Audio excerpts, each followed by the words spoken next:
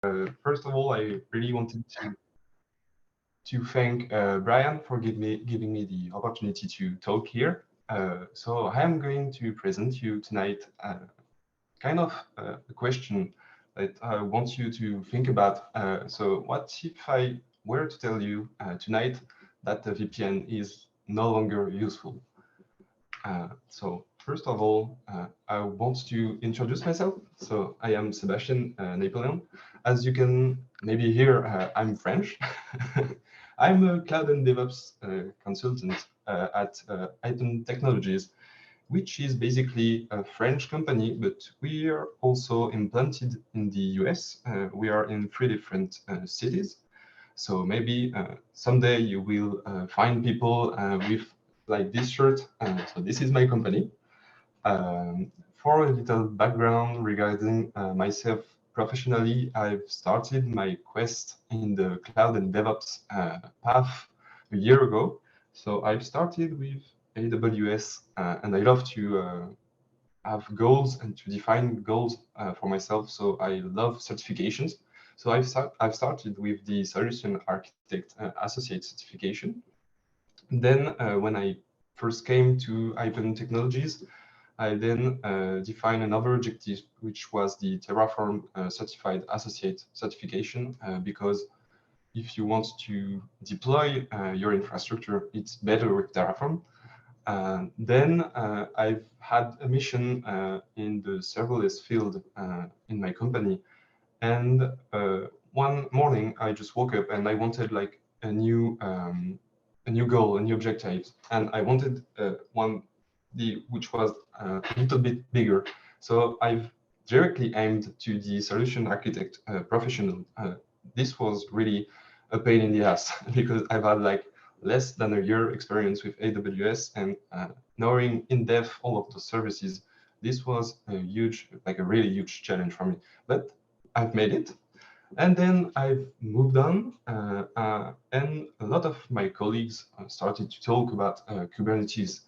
And I was a little bit curious about this new technology. Everyone was talking about that. So I've decided to put another objective. And so I've aimed for the CKA, which is the Certified Kubernetes Administrator. And I've passed it like 2 months ago now. And the one other thing, which is why I'm here tonight, is that I am an AWS community builder, which is a really cool program if you love to share content regarding AWS. I love to write different blogs. So I write blogs in French, also in English. And I love to share my thoughts like in French and in English, as this is my talk. So here you go. Here is a little bit of my background, professionally talking. Now, in a more unprofessional manner, I'm a huge fan of sneaker. As you can see, this is pretty much a bit of my collection.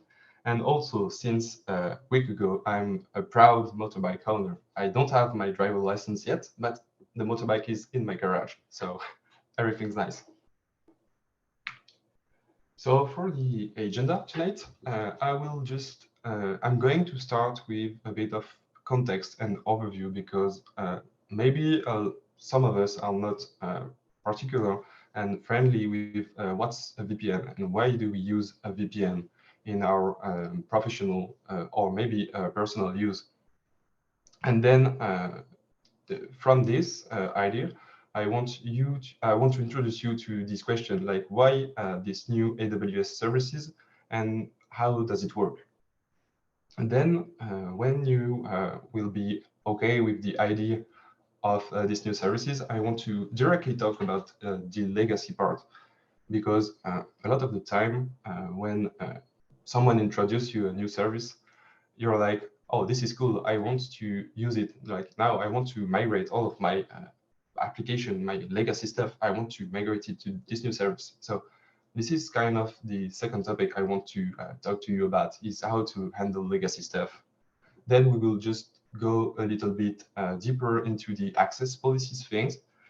We should just talk. I will present you what is an access policy, how is it written, and we will also see some concrete examples. And then a topic So topics that everybody loves. We will talk about monitoring. We'll talk about security, and we will also talk about cost. So we all love those topics. For some of them, it hurts, but we have to talk about it.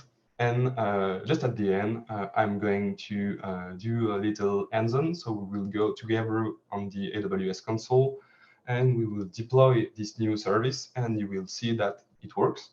And at the end, we'll just jump on a little conclusion with the idea, like, are we really on the edge of a new era with those kind of VPN coming out?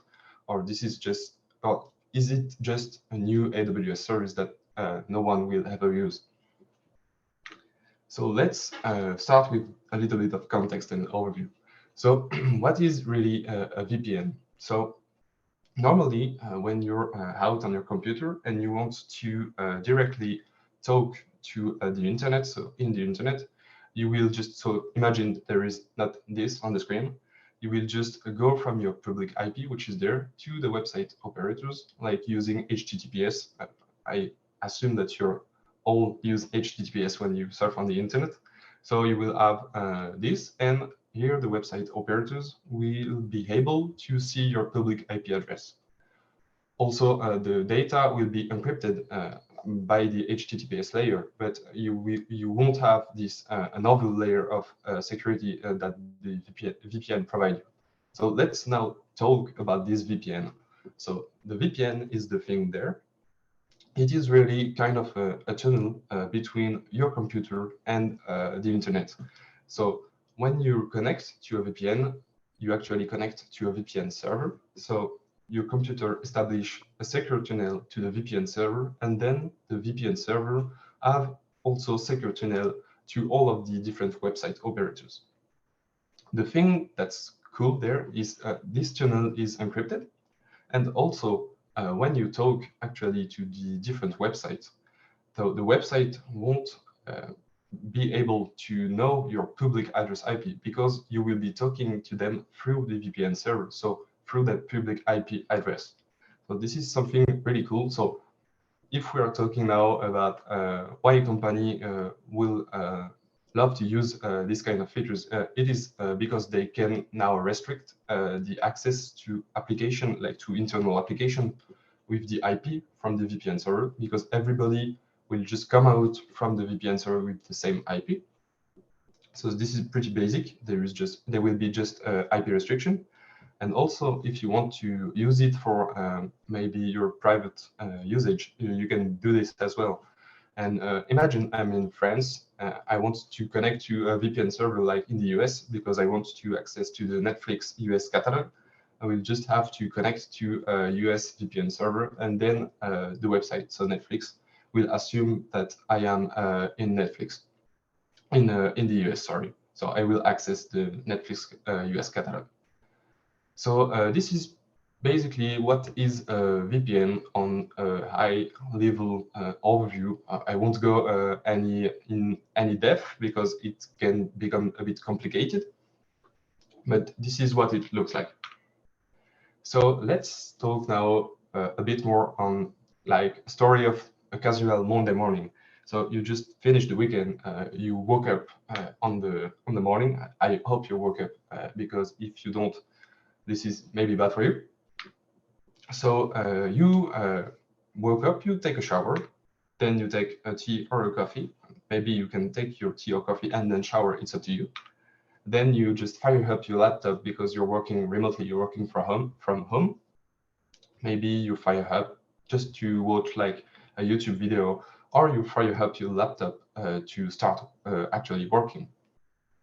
Then you will need to connect to your company VPN because you want to be able to access maybe your mail or maybe your chat message. Like if you want to chat with your friends or your colleagues, you will have to go through Teams or maybe GChat or all of this other solution, or maybe you just want to access to your internal application. You want to start coding, you want to access to GitLab, you want to access to the AWS console, etc. You will need to log in for your IV client in the VPN. So we are now Monday morning, it's 1 hour later. and your connection suddenly like just crash, and you lose the connection to the VPN. This is really bad. This is something like really frustrating because you lose everything. You cannot connect to your mail, you cannot connect to chat, you cannot connect to your application.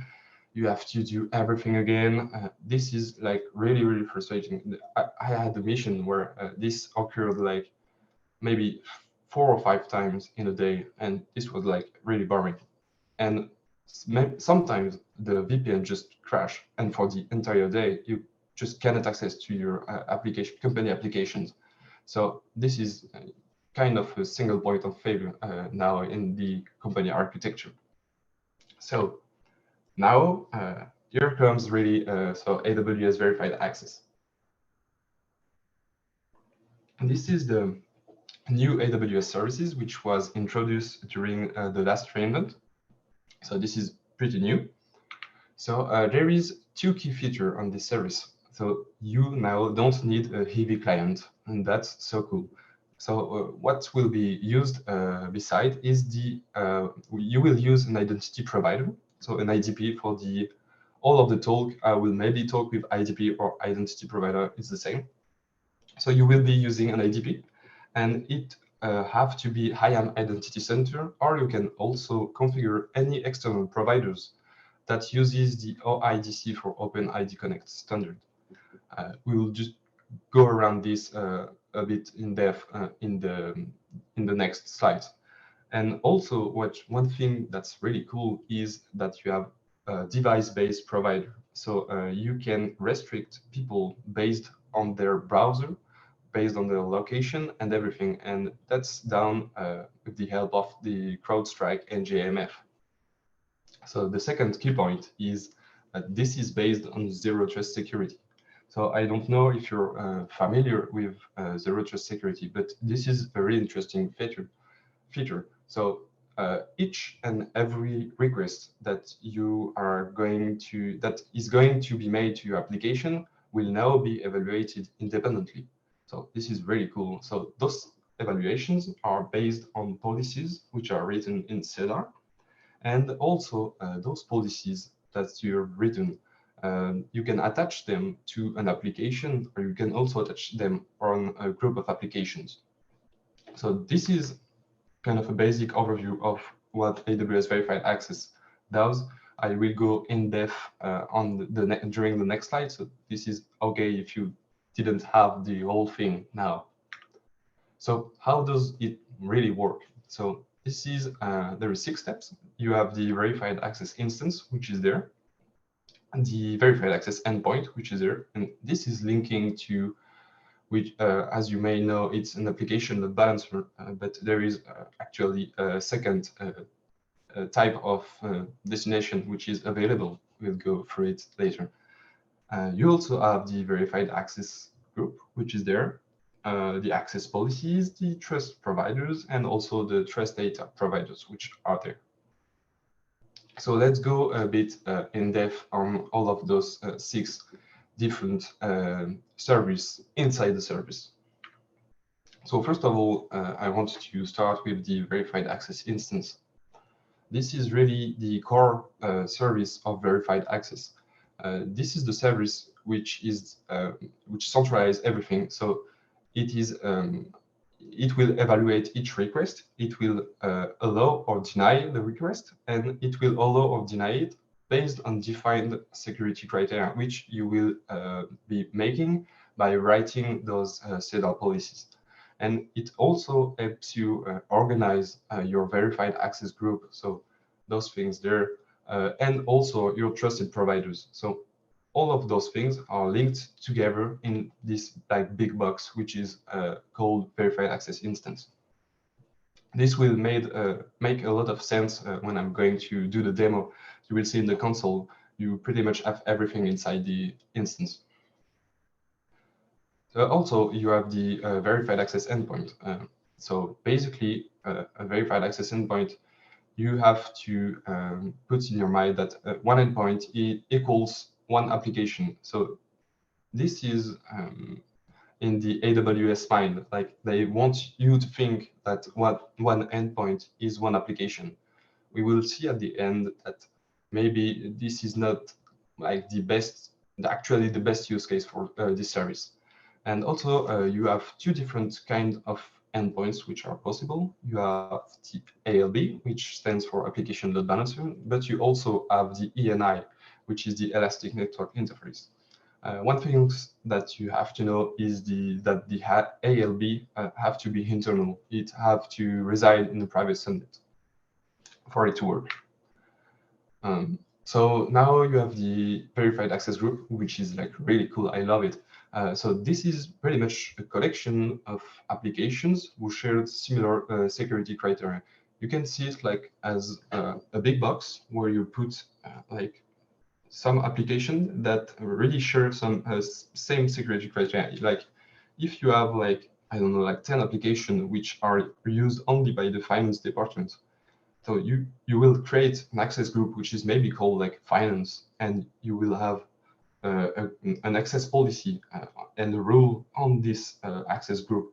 And all of those new applications regarding finance, or maybe you can do it with HR, you can do it with developer, etc., etc. So this is like really cool, the fact that you can just collect and centralize different applications with the same security criteria. So you have the access policies, which is something that maybe none of you like the CEDAR language. So this is written with the CEDAR language. Maybe the CEDAR doesn't ring a bell in your head, but I'm pretty sure that maybe everybody already have written CEDAR policy in their life. We'll see that later, but I'm pretty sure. And this is really like a set of, you can see this a set of things that really determine who and maybe from where someone can access an application, or also a group of application if we are attaching this access policy to a group. And then you got the trust providers. So this is pretty much the service that connects to the identity provider. So this is the service that connects directly to IAM Identity Center, or the other way. We'll see it after also. And this is just the kind of the glue to retrieve user identity informations. So things from IAM, or maybe from GMF, or from CrowdStrike, you will have to use the trust providers for this. And it can be IAM Identity Center or any provider based on OIDC standard. But it can also be GMF or CrowdStrike if we are talking about device-based providers. And then you get the trust data providers. So this is pretty much the data that is passing between the provider, so the trust providers, and the AWS verified access. So it can be a lot of things. I've got some example there. You can have the email address, the IP address, the device type, the browser that is used, the location of the user. You can also have like the HTTP method that was used. Maybe if the email address that is being currently using, if this one is verified or not. So there is like a lot of things that happen there, and this is what we call the trust data providers. So to kind of sum up what I've just told you there, if we come back to the basic VPN workflow, this is pretty simple. You get John there, and he wants to connect to the VPN. So he will do it maybe once in the best case scenario in this day. He will connect to the VPN once, and then each request that will be made from Joe to this application. So each request will assume that you are in the same state as when you're connected to the VPN. So really, if you did not disconnect from the VPN, you will always have the same session there, and it will always assume that you're the same person. Now, if we talk about verified access, like a more verified access workflow, so I've taken the easy approach here to work with IAM Identity Center. There is another way, we'll see it later, but just stick with it for it. This will be fine. So You log in through IAM Identity Center. This is also the successor of AWS Single Sign-On. This is the new name for the service. If you are maybe used to use AWS SSO. So you log in with this IAM Identity Center service, and you just retrieve a session with a header token. This is pretty much transparent for you. This is done by the service.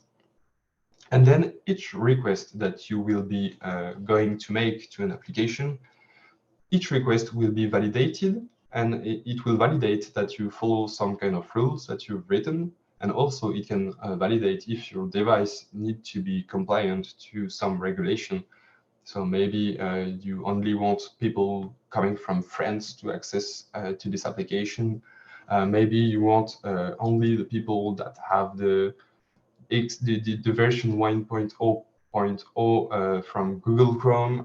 There is a lot of different policies that we can write there, but each request will be evaluated independently from the others. So you won't have the same state as the basic VPN workflow. So let's now maybe talk about legacy and how we will be handling or try to handle legacy. So there is actually 3 different ways on how to handle the legacy part. The first one is the easy way, like you are already using IAM Identity Center and it is also set up on your account. This is pretty basic, like you have maybe a one-click thing to do in the AWS console. You just connect it with the verified access instance. I will show you in the demo as I am already using IAM Identity Center. You just create the trusted provider first. So this is a one-time click, and then you just connect it with the verified access instance, and voila, that's done. So now this is the medium way. So this time, imagine that you do not actually have the IAM Identity Center set up on your AWS account, but you want to use it, or you are not against using the service, and you also have an on-premise. So it can be on premises. It can also be on different cloud provider. You can maybe like have an Azure directory or something from Google, or I don't know, maybe from OVH from France. So if it relies on the Open ID Connect standard, you can integrate it with AWS Verified Access. So if you cross all of those ticks, you just create an IAM Identity Center space, so in the console, and then you can just easily connect your on-prem. So easily you have to take it not really, as I said, so you have to connect your on-prem or in other cloud provider identity provider with the actual IAM Identity Center. So this is done with the help of the documentation. Like, I'm sure pretty much everything is well documented in the AWS documentation. And then it's just as simply as the easy way. You just connect the IAM Identity Center with the verified access instance as a provider. So this is as simple as that. Now it comes the hard way. I want to say that I haven't done it. I've just read the documentation about it. And this, as I said, this can be a bit tricky to configure, but this is the way to use if you actually don't want to use IAM Identity Center because maybe your company is against using this service. Maybe they're using something else, I don't know, but you don't want to use it. So you have at your disposition an on-premises or, as I said, in a cloud provider, but you have an identity provider which is available and also based on OIDC standards. So if you have this is okay. You can connect it to verified access. You will just have to connect your identity provider, so the custom one, with the verified access service. And you can do it actually without the need of IAM Identity Center. So as I said, it requires a bit of configuration, but once it's done, everything will work as if you had IAM Identity Center. And you also have, so this is not really on the legacy part, but I wanted to come back to this. You also have the device-based provider. And actually, there is two ways available as of today. So you can integrate a JMF, and you can also integrate CrowdStrike. Something that you need to know there is if you want to use a device-based provider, you will have to install an extension on your actual web browser to be able to use one of those two third-party providers.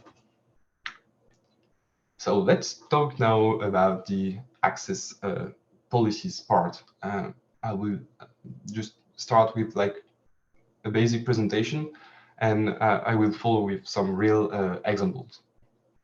So this is basically what an access policy is looking.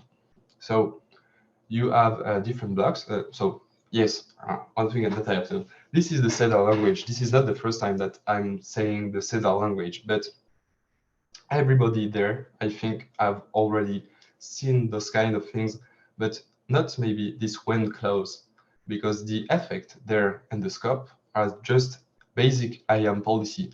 Yes, IAM policy are written using this SEDA language. And so this is a hot take as well. This language has been just open sourced like 24 hours ago. That's something like really cool. I love open source, and so this one have been published in GitHub like 24 hours ago. So that's really cool. I just wanted to just drop it there. And also something that you need to know is when you're using access policies with verified access. So by default, the zero trust policy is applied. So if you don't put an access policy, if you just leave it blank in your access group as in your endpoint, by default, everything will be denied. So you won't be able to access your application. So let's dig a bit in the access policies. So the first block there, it's pretty basic. You either allow or deny an access, and this is based on the policy that follows. So this one, actually in the verified access policies, you will never deny use the deny keyword, because it does not make sense, as by default it deny everything. So you always allow things and you don't deny. But in IAM policy, sometimes you can use this keyword. Also, the scope there, it's really used normally in a IAM policy section. You will not be able really to use it in the access policies, but this is just kind of a reminder. So it just specifies the principle, the actions, and the resources that the policy applies to. And then the one thing that really interests us is the condition clause there. So this is the when. It just be used as you specifies the context in which those effects apply. So you here, for example, you permit in a request when so the location of the device is in the US, and also the authentication of the people. So it has the MFA enabled. So something that as I've said, the scope in the verified access policies, this thing you don't have to bother for it. You will always see things with principle, action, and resources like that. It always have to be blank. And when I say blank, I say like this. So this is really only used in IAM policies and not there. So this is kind of not a real example, but maybe it will be more talkative to you. So this is what it looks like there. So you get the permit, as we seen earlier, the principle, the action, and the resource. So this is the blank scope.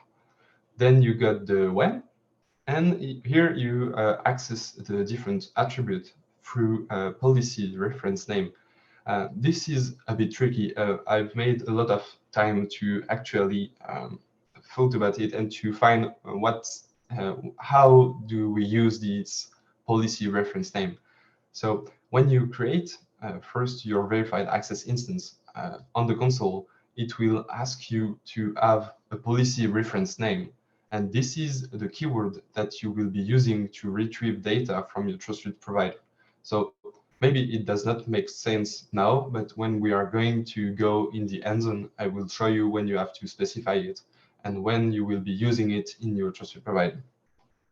So you also have a lot of operators which are at your disposition. So you maybe know kind of all of it, but it exists. You can pretty much use it. And also, as I've said earlier, if you want to access device informations, you will need to have the browser extension installed on your computer. Something that I didn't know and I've known just by use this service is you always, like for each request made to your application and going through verified access, you will always have those default data present in your different requests. So there is like 4 different fields. You have the user agent, you have the X forwarded for, the HTTP method, and also the hostname. So those 4 data will also be always be present, and you can always use them. So that's really cool. Like in my example that I will show you, I will use actually the HTTP method, and we will just try to restrict the access to our application for the GET method. You will see it at the end. So let's just go into the concrete examples. Maybe it will make more sense to you. So here you permit access when the group. So when we say groups, there it corresponds to the IAM group that the people is using. So we want the request coming from someone which is in the finance group, and also you want this person to have his email verified, and also you want his IP. So coming from the default data, here is the client IP. You want his IP to be in range of this side. So if all of those different clauses are true and equals true, and only all of them, the request will be permitted, and the user will be given permission to access the application. If one of those is false because it is an end there, you won't be able to access your application. So another one there is the like I wanted to use CrowdStrike and GAMF. So this is basically, I don't know if you can like mix up the two of them, but this is from the AWS documentation. And from here, you permit people to access your application when the overall assessment coming from CrowdStrike is superior at 50. And also you want the risk coming from GMF to be equals to low. So this is, I think this kind of metrics is coming from the device, and you assign a risk that this maybe this device can be malicious or something. And for the assessment, I don't really have the meaning of this one. Maybe someone can enlighten me, but I can't tell you what it is used. So let's now try to jump on one of the last topic, which is basically monitoring security and also cost. Because yes, we all love those topics. So first of all, I want to talk about monitoring. And I'm not sure if all of you, or maybe if some of you know about the OCSF, which stands for the Open Cybersecurity Schema Framework. So this one was introduced in August 2022 by AWS and also various big, like really big industry players. This is something open source, and this schema stands for the log. So AWS and those various industry players really wanted to have a standard schema regarding the security logs that all of the application and all of the services are using. So this is kind of a way to standardize the way of those services are logging information, and to be able to make integration really simple between like cloud provider and third-party services. Like as of now, so thanks to this, the integration with like some really big third-party tools is possible. So for the moment, you have Datadog, you have IBM, you have Netscope. You also have like kind of New Relic, Rapid7, Sumo Logic, Tradix, and Splunk.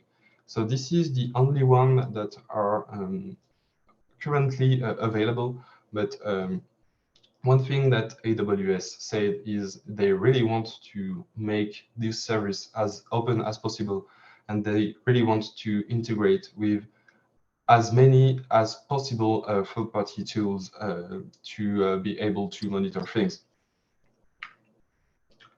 So now let's talk about the security part. And when we talk about security, we always talk about KMS.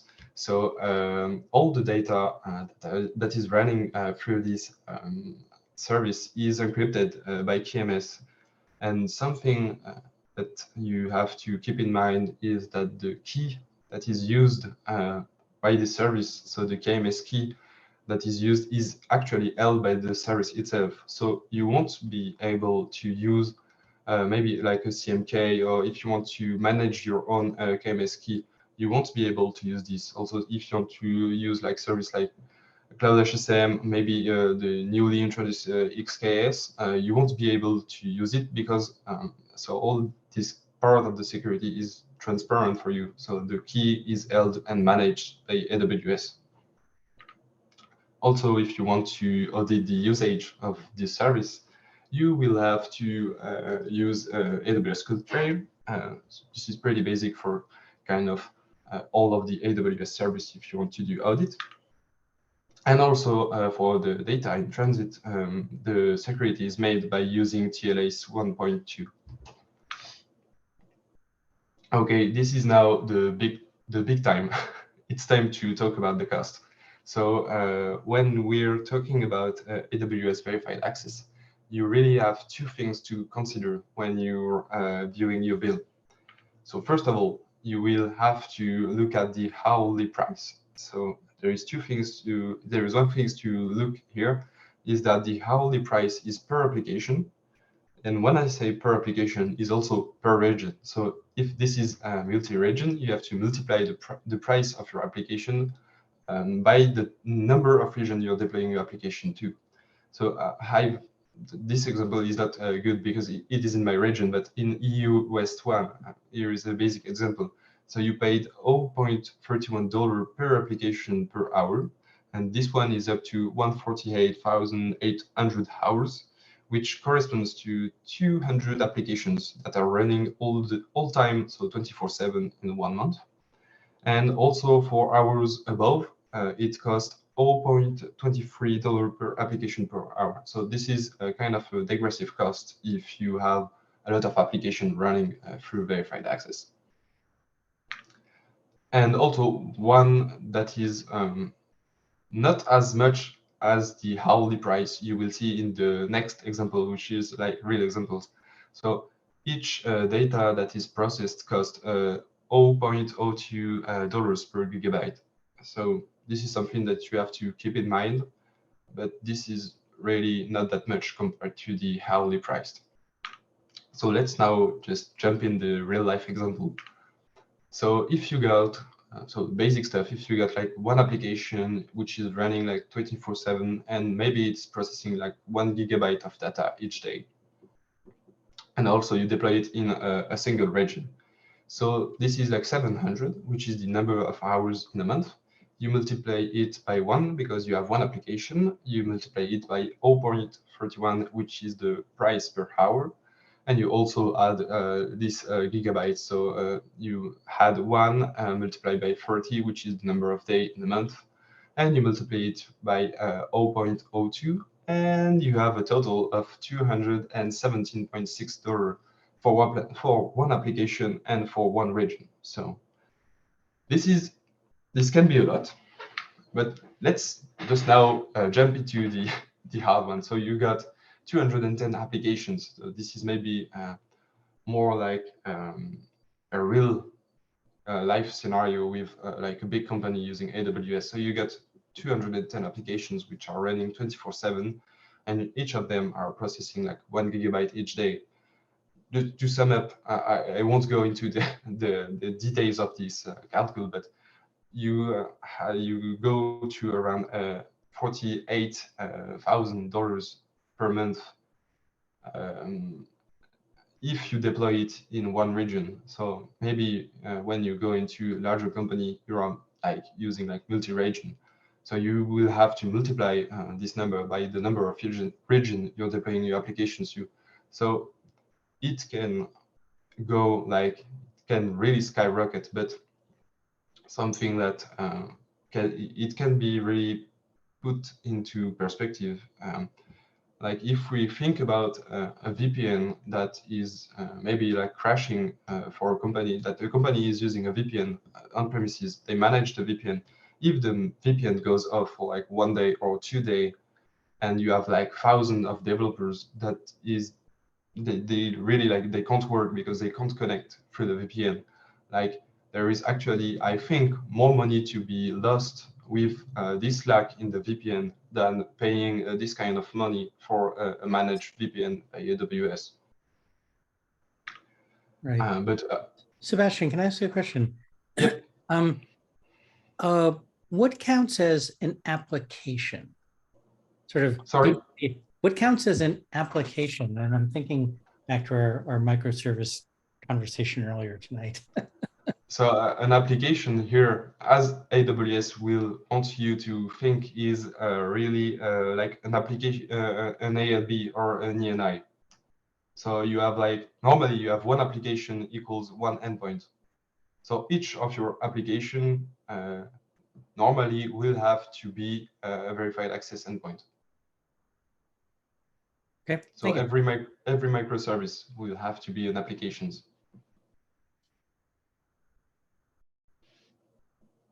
Whoa, wait a minute. That's That's a lot.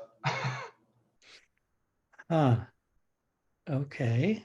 But in the conclusion, I will go through maybe some tweak and regarding kind of architecture that I think people are going to use if they want to use this kind of services to maybe mitigate this cost, because it's a lot of money. So yes, I think there is some great things to do for saving money there. Okay. And I'll just say, just because I've already interrupted you, we will be raffling off a mug at the end. Oh, nice. Sadly, I can only ship this within the US. I'm sorry. Okay. So now let's jump on into the hands-on. Basically, something that I want you to know is that I've already deployed everything on my account because it takes 15 minutes to deploy a verified access endpoint to get the active status there. So we will not go through everything, but I will just show you how you deploy things. So the first thing we need to do is to go to the Lambda section, because I'm doing a pretty basic stuff. My application is basically a Lambda, which is just saying like hello world. So here you can see this is my basic Lambda, which is written in Python. So this one is just saying like hello world in kind of a big way, and it returns a status code of 200. One thing that you have to know if you want to use Lambda as a backend is you will need to put this Lambda into a VPC. So in the same VPC that is being used for the verified access instance. So now that we've got this running, we will have to go to the EC2 view, and we will need to create a load balancer there. So mine is already running, but as you can see, you will need to have an internal load balancer, and also you will have to have at least 2 different private availability zones in your application load balancer. If you only put one, this won't work with verified access. You can see that there is my listener on the target group, which is the lambda that I've defined earlier. And then you can just go straight on the newly one. So this is in the VPC view. So you just go there to do the full thing. So you just came by the VPC dashboard, and you got this newly one there with the new thing. So the first thing we want to do there is you want to create trust providers. So here, when you're creating a trust providers, so every time I won't go for this, but you can put a name and you can also put a description. Here is the interesting thing, the policy reference name that I've talked earlier. When you want to reference one of your access policies, there is a keyword that you will need to use. Here is where you define the keywords. So here you can put like my custom keyword. And when you will write your access policies, you will need to use this custom keyword to access your data. So this one is pretty basic. The trust provider type is the user trust provider because I want it to connect with IAM Identity Center, and really I have nothing else to do as to just create verified access trust provider. I won't do it because I've already done it there. Once you've done that, you will have to create a verified access instance from here. So this one is also pretty basic. You will just have to select your trust provider there, and you can just create it. When you've done it, you will have to create the access group. You need to have an access group by default for all of your things. So here you choose your verified access instance, and it's up to you if you want to put a policy details there. You can also maybe don't want to put a policy by default in your access group because you maybe don't want to use this access group. So by default, it will deny everything. So this is something that you have to know. So if we go back there, so this is the one I've created, and as you can see, the policy there is not enabled. So we have no policy on the access group. And the last thing that you want to do is to create the verified access endpoint. So you can have the group, the trust providers, the access instance up and running into AWS account. This is the thing that you will be billed for. So I always have my instance, my trust providers, and everything created on my account, and I don't pay a thing for those things. But once I create an access endpoint, this is the time where you're starting to get billed. So this one is a bit tougher to configure, but it is basic, but you have more stuff to put there. So you select your access group there. You also need to have application details. So this is the DNS part because you want to give your VPN a DNS domain name, and also so you want to attach it to SSL certificate. So in my case, I'm using my startup company for this. So this is vpn.tripnotify.gg. You also you will need to have a certificate. So this is the one that I will be using. And here for the endpoint details, you select VPC. You will have to find the VPC that you've attached to your previous things. So I know that mine is this one. Also, if you want, you can put an endpoint domain prefix. So this is just something that will be prepend to the domain name that AWS will generate for you at the end of all of these things. So you will see you will have to put in Route 53 actually a CNAME to point your DNS name there to the name that AWS will generate for you. So this is just for customization purpose. If you want to put something there, like maybe like VPN or markets and VPN, this has not a lot of importance, but you can do it if you want. And then you will have to specify the endpoint type. This is the load balancer or the network interface. Here we are using a load balancer. You will have to choose a protocol, the port that you've attributed, the ARN of the load balancer. and also the two subnets that you've put your load balancer to. And then this time you will have to put a policy there, because if you don't put a policy there, there will be no policy applied to your endpoint, and so everything will be denied by default. So you will just get 503 every time you access your application. So I've already created mine, as I've said earlier. So this is the one we'll be using today. As you can see, the thing that so this is the things that was being generated by AWS. So I've choose the VPN as a custom domain name. So this is the prefix that I've set up in the last step. And if you want this to work, you actually need to copy this. You will need to go to Route 53, which is there. You will need to create a CNAME record there. And so the mine is already created, but if we want to do it like together, you will have to create a CNAME there to, so this is vpn.cryptontify.gg for me. And there you will have to put the thing, the endpoint domain there inside the value there. So this will map your custom domain to the VPN that you want to use. And then once it is done, you can access your application through the vpn.cryptontify.gg domain. So we've pretty much set up everything there. Now we just go through the policy that I've written. So this is like pretty basic, but I only want people coming to my application to be able to access it through the get method. So we are going to test it there with this one. Okay.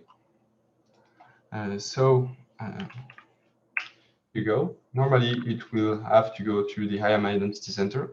So that's nice because I want to use IAM Identity Center to log into my application. Here, I have to put everything. I will need my MFA as well. Here we go. And I'm being redirected. And oh, hello world. So I've just came to my Lambda, which is pretty cool. That's something that I wanted to see. Here, as you can see, I've got the 200. And if you want to test it further, we can just pretty much copy paste this and go into Postman. So there from Postman, you also have the hello world there. So if you get a get, but if you want to go maybe, I don't know, go through a delete. Oh, you get the 403 unauthorized. So that's nice because I only authorize people coming from the get method. Also, if you want to do a post, oh, nice, you got 403 unauthorized. So this is something that we wanted to see. And if we go back to get method, oh, we got the hello world. So that's pretty cool. So it works. That's nice. If I go back now to the presentation, there is some quotas regarding this service. So those quotas are regions wide. So you have five verified access instances possible in your region. You have 10 access groups. You have also 15 trusted providers in the region, and also 50 different endpoints on the regions. So now let's talk just a bit about infrastructure as code, because I'm pretty sure a lot of you love infrastructure as code and want to know if it's actually possible to deploy this kind of thing with ISE. So as I've seen, some of the resources are kind of emerging with CloudFormation because this is pretty simple for AWS, as this is only API call. So you can spin up a verified access instance there. I haven't seen things like the access group and everything. I haven't come up with the resources, so I don't know if it's actually possible, but for the verified access instance, it is possible. And for my Terraform lovers, I'm sorry to inform you that as of today, Terraform have no real news about this service. And I think this is because it is only in preview. Maybe the time that it will be globally available, we will see something coming. But I've like I've come to forum and everything. I didn't find like not an issue on GitHub. So maybe we'll see it someday, not now. So this is now the time to conclude. So I think this service is like super useful. I really love the way it's managed the VPN thing. Like it solved a lot of problem in my other company that I've been working on. Like I don't want to connect to an IV client. I don't want to be disconnected from my VPN. So in my personal opinion, this is really the future of VPN. At least the managed way of the VPN, like the the the burden of managing a VPN in your company is something that I think nobody wants to have it in the future. It's really, I think, a pain in the ass, as I like to say. So yes, this is really cool because I think now it is not a real single point of failure in company. For me, I think the Seda language is really user-friendly while defining access policies. It was like really easy to write it for this like example. Also, when reading the documentation is pretty easy to understand what is written in the Seda language. And also something really cool is the way to centralize them in a single service, and also with the group feature, the way to be able to have the same security criteria for some kind of applications just joined together in an access group. I find it like really amazing. But yes, this has a downside. So the downside is the cost actually, because it costs a hell a lot of money. Also, as I've seen, there is like some of the use cases that seems to be missing. So I haven't seen, and I've asked the AWS, some AWS advocate developer, if the SSH was supported or is in the roadmap. So it isn't for the moment. And also there is actually like no kind of way to access to a NAS. So this is really just for the beginning, like it sticks with the HTTP and HTTPS layer. So this is kind of just examples that came in my mind when I was thinking of it. There is like a lot of things that if you don't want to use SSH, like if you maybe you won't need to use a VPN to connect through SSH to your instance because you have like a SSM instance connect feature for AWS, which is like really cool, and you actually don't need to use a VPN for this. So you have a lot of way to manage those things, but this service seems like really cool, but yes, it costs a lot of money. So I have two last things to say to conclude this presentation. So if you're really trying to eliminate the single point of failure, which is the VPN, like the custom VPN or maybe the managed VPN that your company is managing on-prem or something like that. And if you don't want to leverage zero trust security, there is a lot of different things that AWS offer to you. Actually, this is a cool architecture that is using the AWS client VPN, which is a service that is 100% managed VPN by AWS. So you won't have to have this burden on your shoulders of the VPN. This won't go down, or if it goes down, you can always just turn your back on AWS and say, oh, you won't, why this goes down, why, and just ask for credit. So if you want really to eliminate this path without leveraging zero trust security, there is things possible without going crazy on cost with verified access. But now what can we expect with this kind of service is maybe you will be starting to use it with like a unique endpoint. So there is the only one application for the VPN with a load balancer behind, working kind of as a proxy to other application. So you can just think of it like vpn.cryptonotify.gg, and you will just put a slash behind, and you will have the name of your application and all of your like the name of your application behind. And so it does not really leverage the zero trust security principle, because you will have only one VPN for all of your application, but you will leverage the managed VPN things, and you can put like just a lock on all of your application, but you won't be able to go fine-grained into all of your different application. One other things that I think about is having multiple verified access endpoints, but this one, this time by department. So if you get the finance app, the HR department, and also maybe like the developer department, you will have one endpoint for each department, and those endpoints will just work as a proxy. So this will just redirect you to the application balancer to your different applications. And this time you will be able to leverage more zero trust security policy, but not at the full potential, because you will only have those kind of groups, but you won't be able to go into the fine-grained access policies things if you want to manage all of your application. So like if you want to have a single policy for a single application, this won't be possible because you will need an access endpoint just for this.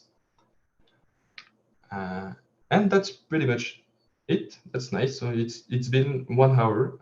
So I would like to thanks everybody, and I would really like to thanks Brian to giving me the opportunity to speak to you guys. If you have any kind of questions, I'm up to this for now. Yay, I want to thank you, but I want to please. So I've shared the results of the demographics poll, and before we take any questions, I want to do the raffle. So this is our Boston AWS user group mug, and I'll explain what the ducks are if anyone doesn't understand the ducks.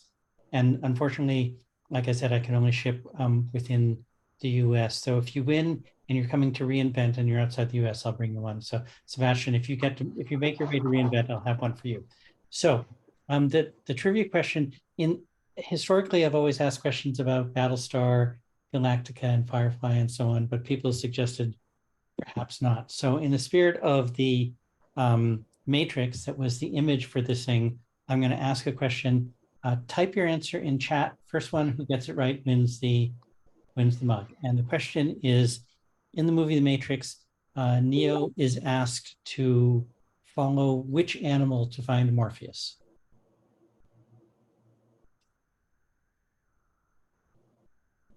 Gosh, that was quick. All right.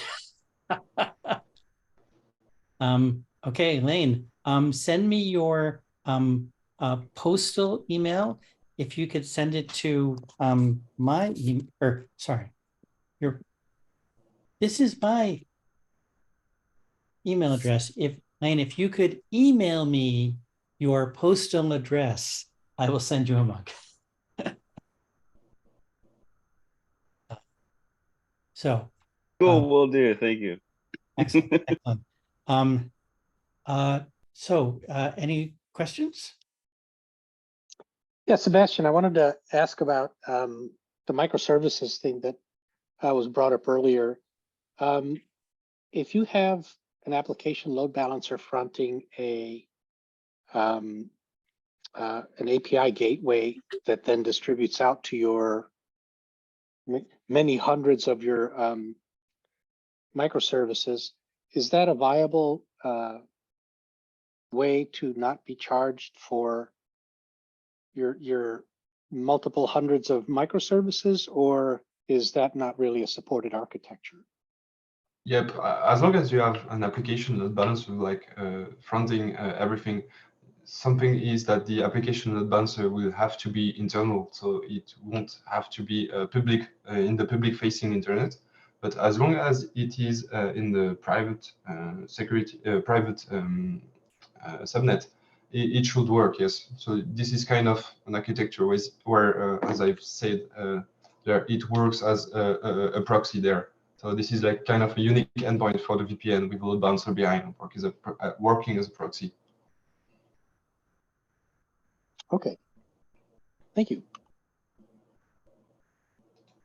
Thank you. Great presentation. I had a quick question actually, and I posted it on the chat as well. I don't know if you got time to look at it, but I was just wondering, since like in the start you showed about a traditional VPN and then how AWS verified access is helping us transform, like make VPN stuff easy for us. So suppose a company is using VPN, and it's mandatory to use that. Is it like are there any advantages to um, having one more layer of security in sense with AWS verified access? Or if the company has a traditional VPN, it's good to go. So I did not really understand the question. Like you were saying, if you want to put verified access like as another layer of security in your current company. Yeah, like if the VPN is already there, and if we add one more, I mean, and we add AWS verified access as well. So what advantages will we have? So if you want to switch from your current VPN from that you have on premise and you want to switch to verified access. Mm-hmm. So the benefits from it is that you will be leveraging the zero trust policy, which is like really great. So each request will be evaluated independently. And also the things that's great is that the VPN that is behind is managed by AWS. You won't have to manage all of the infrastructure behind.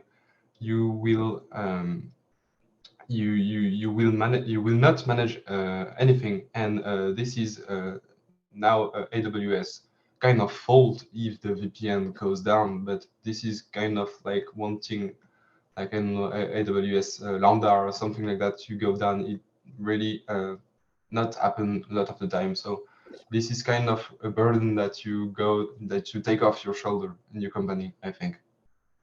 Got you. Thank you.